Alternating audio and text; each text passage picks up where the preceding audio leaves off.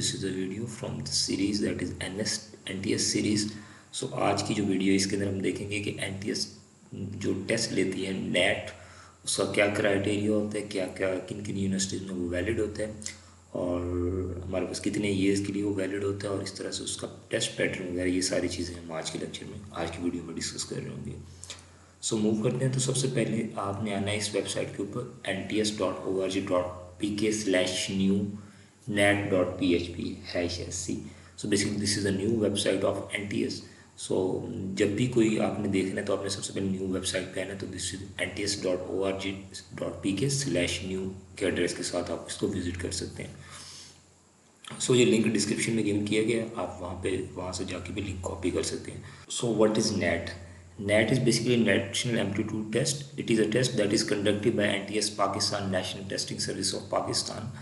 So it is basically required by any of the university that award any kind of degrees basically, and if you pass this test, you are eligible to basically apply any of the universities in Pakistan that are given in the respective list. So this test is valid only for 1 year. So after 1 year you have to give another test of NAT if you want to apply for any kind of university. So this is about the validity of NAT study. So next is NAT associated universities. So basically this is the NAT associated universities. This is the updated list in which number 1 stand the Quaid-e-Azam University Islamabad. So again मैं दोबारा repeat कर देता हूँ, जो NAT का test है ये bachelors degree के लिए, तो BSc programmes, for example BS in physics, BS in chemistry, for any and kind of engineering degree you have to give ECAT। आपको ECAT रिक्वायर्ड होता है, नेट रिक्वायर्ड होता है। नेट बैचलर्स की डिग्री के लिए आपके पास होता है। And there are some universities in Pakistan जो अपना नेट टेस्ट जो होती हैं वो करवाते हैं, जिसमें NET सीरीज़ आ जाती है NUST की, और इस तरह से कई यूनिवर्सिटीज़ हैं। But this is the list of the universities जो कि एक्सेप्ट करती हैं अगर आपने नेट जनरल अगर टेस्ट दिया हुआ है। जिसमें Quaid-e-Azam है, केस है, CCOS यूनिवर्सिटी पिशावर है, कॉमसेट है, doctor A.Q. Khan institute of computer and IT technology है, फातिमा जिन्ना यूनिवर्सिटी है, फेडरल उर्दू यूनिवर्सिटी आपके पास आ गई, ठीक है, gift university Gujranwala, Gomal university DI Khan, government college university Faisalabad, imperial college of business studies, ये सारे आपके पास काफ़ी लंबी लिस्ट है, ठीक है। इसमें इस्लामिया यूनिवर्सिटी बहावलपुर आ जाता है, नमल कॉलेज आ जाता है, कोहाट यूनिवर्सिटी आ जाती है, पाकिस्तान एटॉमिक एनर्जी कमीशन, ठीक है। तो ये सारी यूनिवर्सिटीज़ जो हमारे पास है, इन सब के अंदर आप देख सकते हैं जो है वहाँ पे नेट एलिजिबल है। तो ये ऑलमोस्ट तकरीबन 32 यूनिवर्सिटीज़ हैं जिनके अंदर हमारे पास ये जो नेट का टेस्ट होता है वैलिड होता है for the bachelor degree.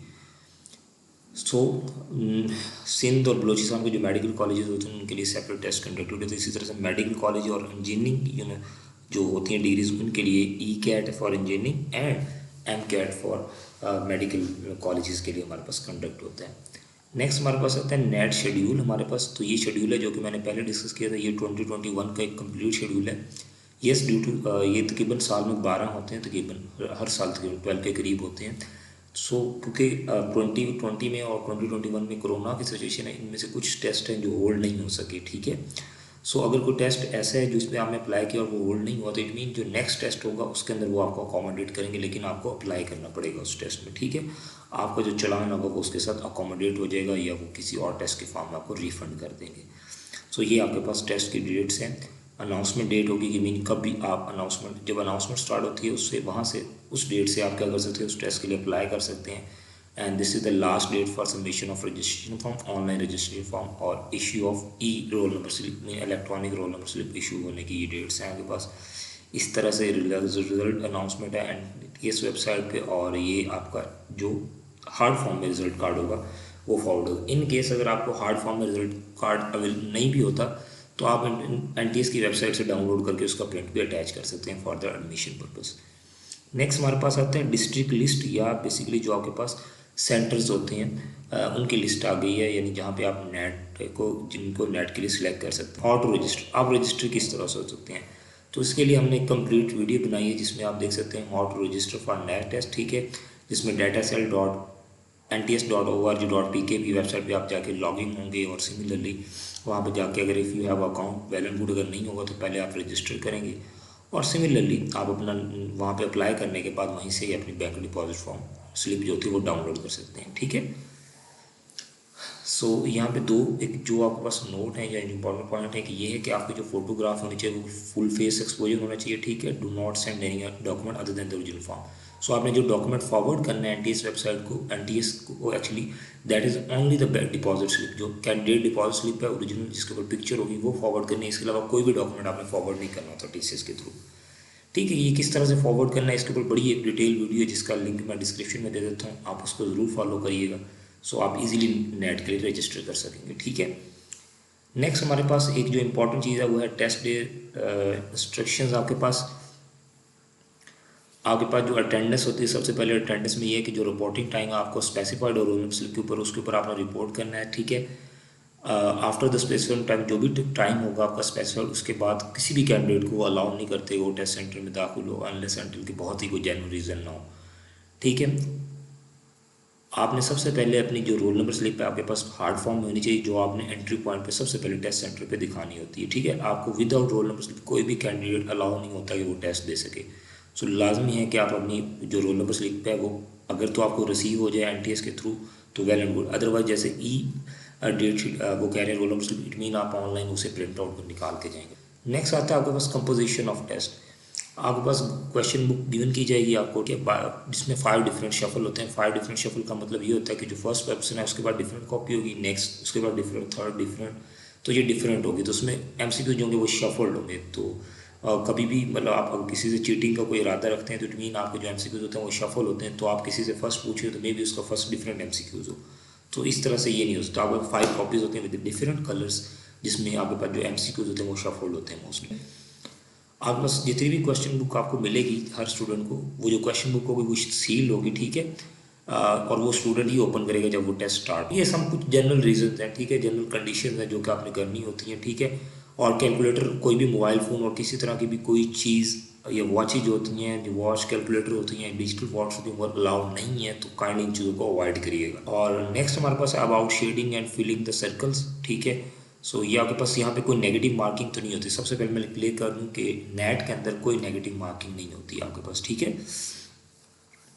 Okay, आपके पास ब्लू या ब्लैक कलर के पेन के साथ आप क्या कर सकते हैं, सर्कल को फिलअप कर सकते हैं। यहाँ पे कुछ होंगे, ठीक है। तो आपने सर्कल को कम्प्लीटली फिल करना है। आपने सिर्फ बुकलेट के ऊपर अपना नेम, रोल नंबर और अपना साइन करना है जो कि फ्रंट ऑफ द क्वेश्चन के ऊपर करना है, दैट्स इट। इसके अलावा आपने कुछ भी उसके ऊपर राइट डाउन नहीं करना। सो ये हमारे पास एक क्लियर इंस्ट्रक्शन आ गया और आपने अपने सर्कल को कम्प्लीटली फिल करना है, जैसे कि आपको बोर्ड एग्जाम के अंदर आपको दी जाती है इन्फॉर्मेशन कि आप कैसे फिल करते हैं। ओके, उसके बाद डिस्ट्रिक्ट लिस्ट तो दे दी थी, ये टेस्ट सिटीज़ आपके पास आ गई हैं, ठीक है।